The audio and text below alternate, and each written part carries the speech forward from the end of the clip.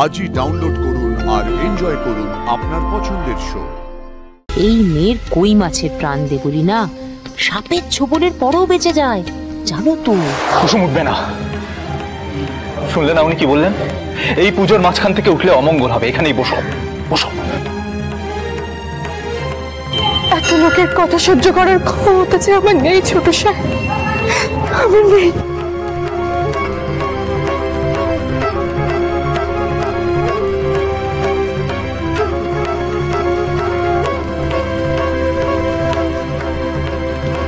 তুমি আমার কথা অমান্য করলে কুসুম।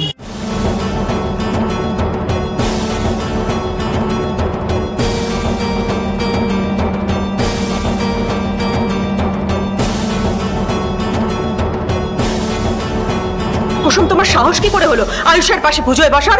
দেবী মা, শুধু তোমার জন্য। আজ এতগুলো মানুষ এত কথা বলছে শুধু তোমার জন্য কুসুম। এই সবের জন্য তাই তুমি।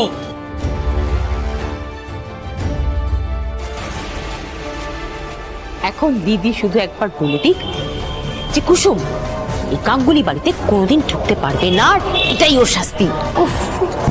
বলবে বলবে বলবে ঠিক বলবে। আরে আয়ুষের দিকে আঙুল উঠেছে, আন্টি কুসুমকে আজ এত সহজে তো ছেড়ে দেবে না। শঙ্করদা, কি দরকার ছিল বলতো কুসুমের এভাবে আয়ুষ বাবার সঙ্গে পুজোতে বসার? ও তো পরেও বসতে পারতো পুজোতে। আমাকে তো কুসুম বাড়িতে বলেছিল যে আয়ুষ বাবার পুজো হয়ে যাওয়ার পরে ও পুজোয় বসবে, হঠাৎ একসঙ্গে কেন বসলো বুঝতে পারছি না। মা আসলে একদম চুপ। তোমাকে কেউ ওকালতি করতে বলেনি এখানে, চুপ করে দাঁড়িয়ে থাকো। আমি না বুঝতে পারি না, আমি না থাকলেই এই ধরনের ঘটনা ঘটে কি করে? তোমরা বড় হচ্ছ না, শুধু হাতে পায়ে বড় হচ্ছ, বুদ্ধি হচ্ছে না কিছু না। কোথায় কি করা উচিত কি করা উচিত না কোনো জ্ঞান নেই কারণ। আগেই বলেছিলাম এই মেয়ের কপালে দুঃখ আছে। মেয়ের একার দোষ বুঝি? নিজের ছেলের দোষ কি কেউ দেখতে পারে? সবার কাছে নিজের ছেলে একবার ধোয়া তুলসী পাতা। ফর গড সেক আপনারা প্লিজ চুপ করুন, এইসব বলে মাকে আর উত্তেজিত করে দেবেন না প্লিজ। আরে উনি যদি সবটা মেনে নেন তাহলে তো ল্যাটা চুকেই যায়। কি মেনে নেব? কি মেনে নেওয়ার কথা বলছেন আপনারা? কেন এই বিয়েটা? একেই বলে মাস্টার প্ল্যান আন্টি, ফেল হওয়ার কোনো চান্সই নেই। আরে কেন সেই থেকে বিয়ে বিয়ে করে যাচ্ছেন আপনারা আমাদের? আয়ুষ, কুসুম, চুপ করে আছো কেন? বলো, কোনো উত্তর আছে তোমার কাছে? ওনারা যেটা বলছেন এই মন্দির চত্বরে যেটা হচ্ছে বলে ওনাদের ধারণা, সেটা ভুল। তুমি পারবো ওদের বলতে?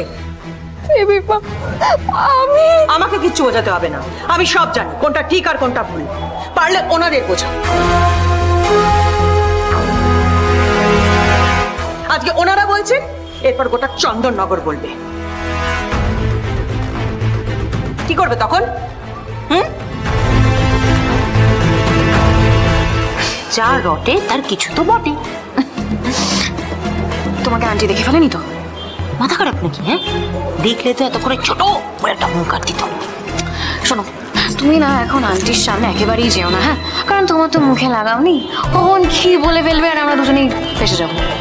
এই বেশি কথা বলো না। হ্যাঁ, এই যে প্ল্যানটা সাকসেসফুল হয়েছে সেটা পুরোটা আমার জন্য, এতটা আন্ডার এস্টিমেট খবরদার করবেন আমাকে, বলে দিলাম।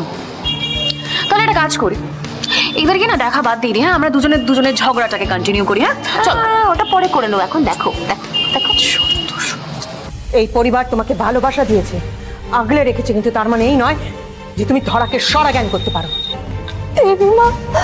আমি বলেছিলাম কিন্তু। ইন্দ্রাণী গাঙ্গুলির কাছে কিন্তু, যদি অথবা কোনো মূল্য নেই।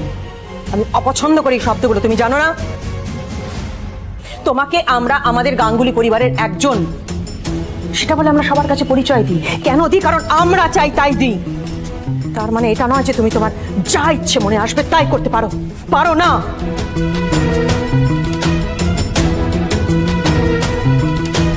কেন শুধু শুধু মেয়েটার উপর চোটপাট করছেন? কেন মেয়েটার একার দোষ নাকি? এক হাতে তালি বাজে না, শাস্তি দিলে কিন্তু দুজনকেই দিতে হবে। শুধু নিজের ছেলের দোষ উনি দেখতে পাচ্ছেন না। আমার ছেলে আয়ুষ্মান গাঙ্গুলি কোনোদিন কোনো ভুল করেনি, ভুল করতে পারে না। আপনাদের কেন মনে হলো এখানে বিয়ে হচ্ছে? মায়ের চোখে ধুলো দিয়ে মন্দিরে গিয়ে ছেলে বিয়ে করছে, তাও এই কথা বলছেন? কে বলেছে আপনাদের এখানে ওদের বিয়ে হচ্ছে? তাহলে জোড়ায় জোড়ায় স্বামী স্ত্রীর মতো করে কিসের পুজো করছে ওরা? দেখেছেন, নিজেই বলছেন পুজো। দুজনের পাশাপাশি বসে যদি পুজো করে তার মানে তারা স্বামী স্ত্রী হয়ে যায়? আমি বুঝতে পারছি না, আমি জানতে চাই যে কেন আপনাদের মনে হলো যে ওদের বিয়ে হচ্ছে, ওরা বিয়ে করছে কেন মনে হলো? এই মন্দির চত্বরে দাঁড়িয়েই তো একজন ফোনে কাউকে বলছিলেন আয়ুষ্মান গাঙ্গুলি, গাঙ্গুলি গ্রুপ অফ কোম্পানির সিইও বাড়ির কাজের মেয়েকে মন্দিরে বিয়ে করছেন।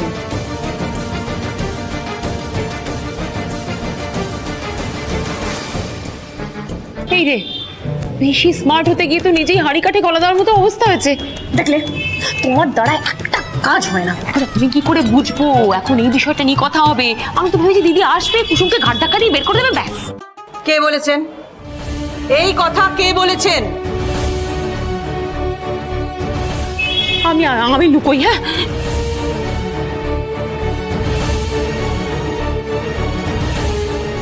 যে বলেছেন সে সামনে আসুন। না বাবা না, এখন কিছুতেই সামনে আসা যাবে না। আমার যা ভাগ্য, এই এত লোকের মাঝখানেও দিদি ঠিক বুঝে যাবে খবরটা আমি রটিয়েছি। নেই, যে বলেছে সে নেই, পালিয়ে গেছে। সৎ সাহস থাকলে সামনে এসে বলতো। আপনি দেখেছেন কে বলেছিল? আপনি দেখেছেন?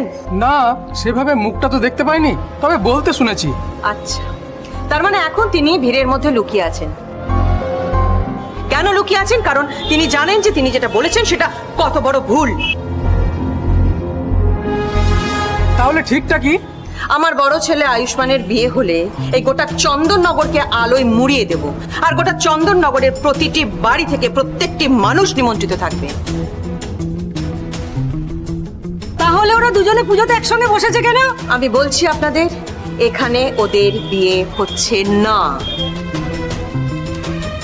আপনি নিজে বলে দিন, ওরা একসঙ্গে পুজোয় বসেছে কেন? এই পুজোর সাথে বিয়ের কোনো সম্পর্ক নেই। শুনতে পেলেন আপনারা? সবাই পরিষ্কার শুনেছেন? দোহাই আপনাদের, আপনারা আমার মেয়ে নামে কোনো বদনাম দেবেন না। দেখুন, আমার মেয়ে নতুন জীবন শুরু করতে চলেছে। এর আগে ও অনেক আঘাত পেয়েছে, অনেক যন্ত্রণা পেয়েছে। দয়া করে নতুন করে ওকে আর আঘাত করবেন না, কোনো যন্ত্রণা দেবেন না। আমি আপনাদের কাছে হাত জোর করে অনুরোধ করছি। এই মেয়ের কই মাছের প্রাণ দে বলি না, সাপের ছোবলের পরেও বেঁচে যায়, জানো তো। এই কুসুম, ও আমাদের বাড়িতে কাজ করে। আমি ওর জন্য যোগ্য, খুব ভালো, সুন্দর একটি পাত্র দেখেছি, যার সাথে ওর এনগেজমেন্টও হয়ে গেছে, বিয়েও হবে খুব শীঘ্র। কি বলছেন উনি? বাড়ির কাজের মেয়ের জন্য উনি পাত্র দেখেছেন? আশা করি আপনারা সবাই আপনাদের সবার প্রশ্নের উত্তর পেয়ে গেছেন। ইন্দ্রাণী গাঙ্গুলি কখনো কাউকে কোনো কৈফিয়ত দেয় না। আমি পছন্দ করি না কৈফিয়ত দিতে, কিন্তু আমার ছেলেকে নিয়ে কতগুলো প্রশ্ন উঠেছে, সেই জন্য আমার মনে হলো আপনাদের সবার সামনে এই কথাগুলো বলে ক্লিয়ার করা উচিত।